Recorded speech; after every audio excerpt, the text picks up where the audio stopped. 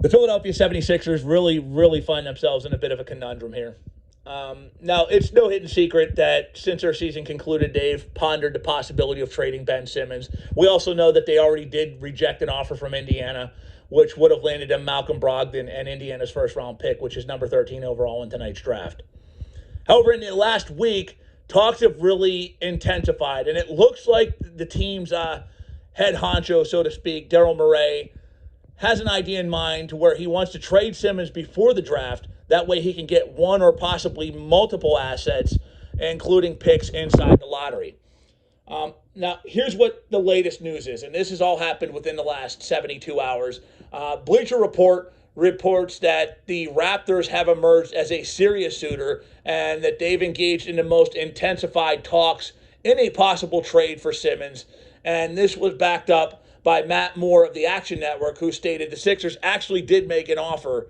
And that offer was Simmons to the Raptors in exchange for Kyle Lowry in a sign and trade, along with OG Anunoby, Fred VanVleet, and the number 4 overall pick. Now news is breaking, though, from Keith Pompey, and this has happened in the last 45 minutes, that the Sixers are also talking to Golden State and threw a concrete offer out there, which would have landed them James Wiseman, Andrew Wiggins, and picks 7 and 14. Now, both Toronto and Golden State turned these deals down. First and foremost, let me just say this. If there are two teams that are perfect fits for Ben Simmons, it is Toronto and Golden State. I mean, on Golden State's perspective, Ben Simmons' big issue is his shooting. That's no hidden secret. He don't need to shoot in Golden State. I mean, he could do his thing while he lets Steph Curry and Klay Thompson take care of the shooting. They'll do enough shooting to last him a career.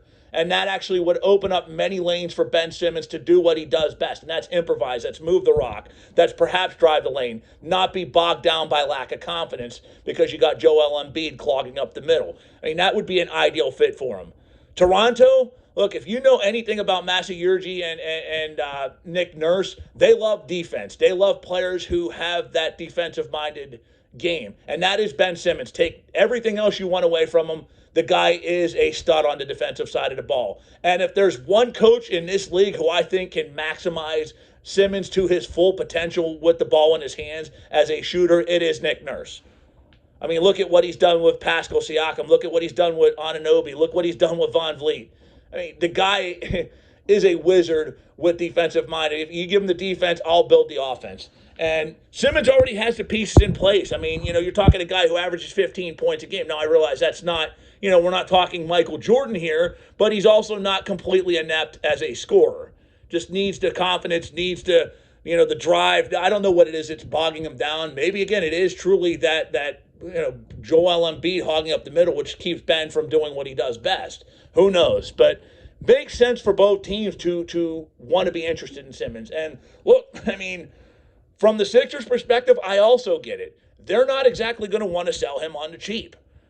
And there's always that chance the shoe will drop for Simmons. He will become this star player that everybody thought he was going to be coming out of LSU. There's still that chance that he turns the corner and becomes a 23, 24, 25 point a night guy and does everything else, and the Sixers are stuck with the bag and regretting it forever.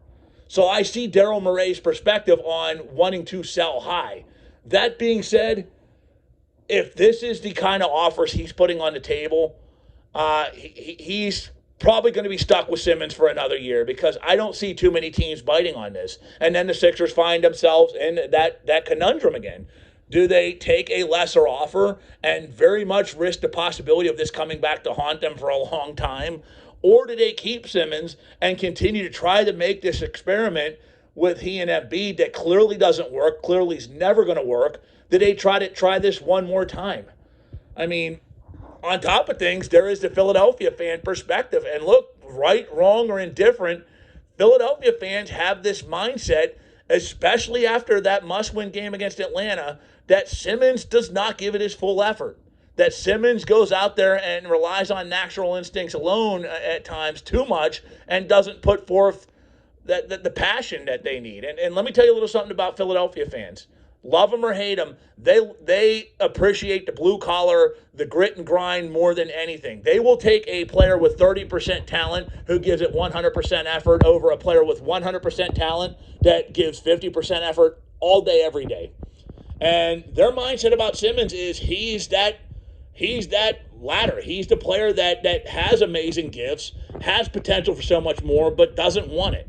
And once Philadelphia fans have got that in your mind, they've got that mindset about you as a player, forget it. You don't last there. So there's that perspective. Can the Sixers bring Simmons back and appease their fan base? I don't know. But that's the latest from the draft, folks. Let me know what you think below. Is Daryl Morey aiming too high? Should he lower his expectations, or should he stick with this and try to get exactly the biggest package he can in return, and if not, run the risk of bringing Simmons back? Let me know what you think in the comment section below. I am JP. I'll talk to you again soon.